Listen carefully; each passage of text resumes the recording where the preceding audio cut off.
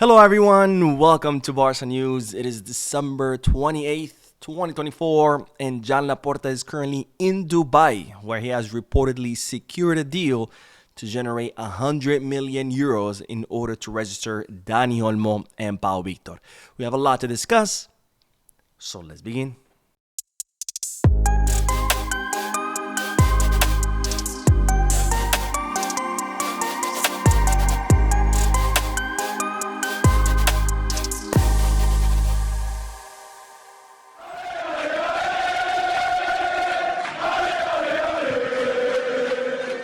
Hello everyone, welcome to the channel. My name is Mo, and today we begin this video by discussing the registrations of both Dani Olmo and Pau Victor, because as you know, yesterday the commercial court in Barcelona rejected FC Barcelona's request to register both Olmo and Pau Victor on a precautionary measure, and as such the race against the clock began, as the registration of both players will expire in 3 days on December 31st.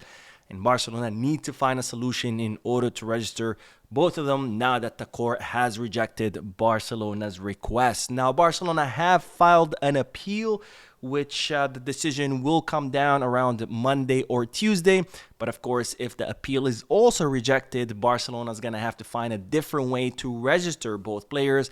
And as such, today, Joan Laporta traveled to Dubai in order to negotiate the sale of VIP boxes to generate income in order to be able to register both players. Now, it's reported that the day started with Joan Laporta sending a special message to Dani Olmo, because even though the player is confident that the club will eventually find a solution and be able to register him, nonetheless, he still showed some concern. He still expressed some worries to his entourage, and as such, Joan Laporta sent him a personal message telling him to not worry, we will fix things. Like, no matter what happens, we will find a way and we will be able to register you. And of course, Laporta doing this in order to comfort the player. Now, Joan Laporta flew to Dubai today and started negotiating for the sale of VIP boxes, and it's reported that the Barcelona president has been able to achieve this, and he has reached an agreement to sell VIP boxes for 100 million euros to some Qatari investors. And it's reported that the contract is all done, and some reports are even saying that the Qataris have even signed the contract, but that the contract is pending the signature of Joan Laporta, who does not want to sign it until the December 31st, because first he wants to find out whether the courts are going to approve the appeal and register Dani Olmo and Pau Victor through the precautionary measure.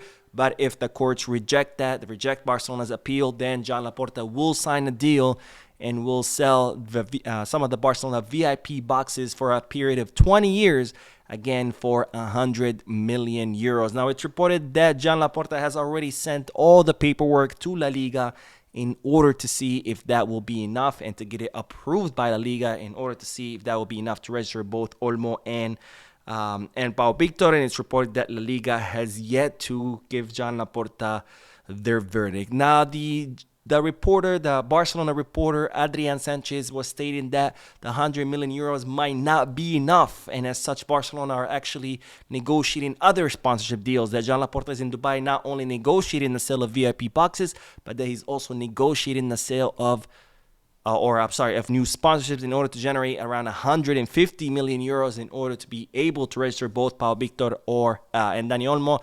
However, I have not been able to confirm these reports. The only reports I've been able to confirm is that Joan Laporta has secured a deal which is worth 100 million euros for the sale of Barcelona's VIP boxes at the new Spotify Camp Nou for a period of 20 years, which of course begs the question, why is it only 100 million euros? A few weeks ago, when it was reported that Joan Laporta was negotiating the sale of VIP boxes, that it was going to be for 200 million euros. Why has it dropped to 100 million euros? Are we talking about the sale of a smaller amount of VIP boxes than before?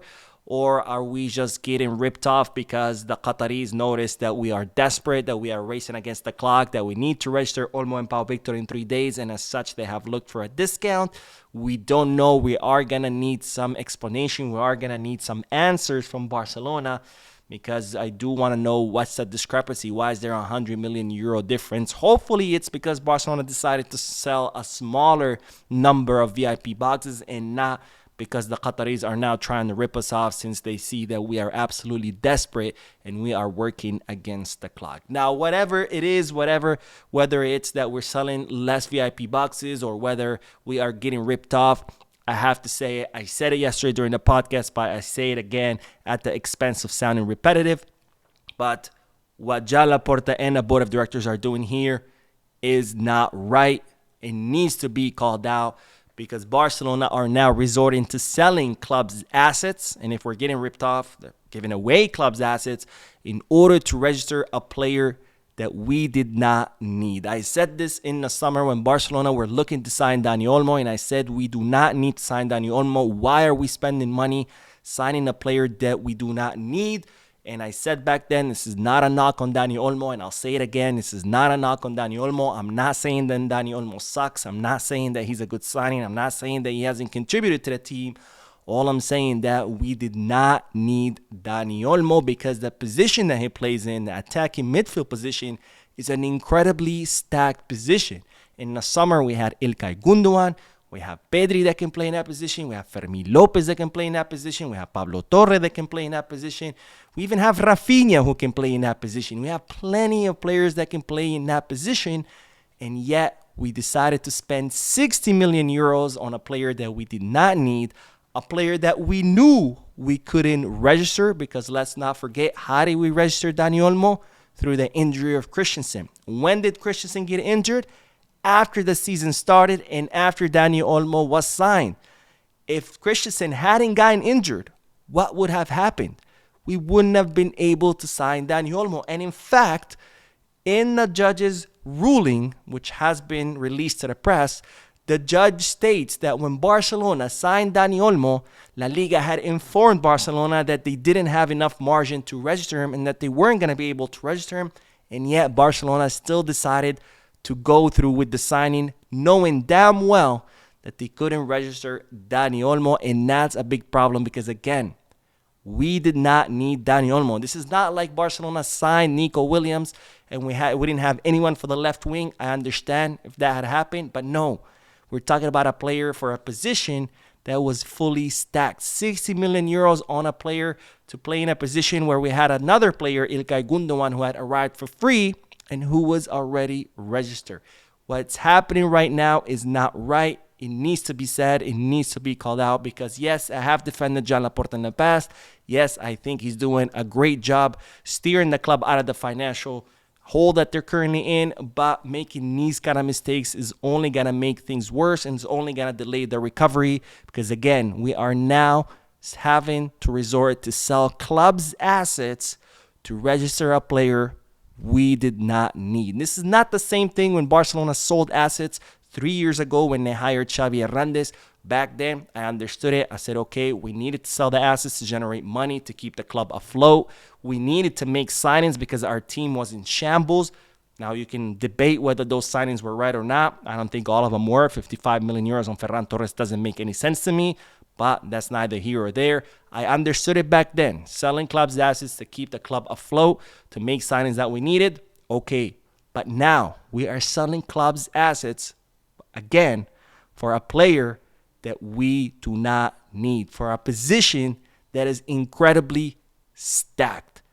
This is not right. This makes no sense to me, and it has to be said. We have to call out the board, because this is not the right path that we're going down. Enough is enough. We cannot keep playing these games, risking the club's future by selling the club's assets, especially to reinforce a position that is fully stacked. Anyways, those are my thoughts and opinions about this whole Dani Olmo and Pau Victor debacle. I want to hear you guys' thoughts, so let me know down below in the comment section. I will be uploading another video shortly, so stay tuned to the channel. Don't forget to hit the like button, subscribe to the channel, drop a comment, and as always, Visca Barça.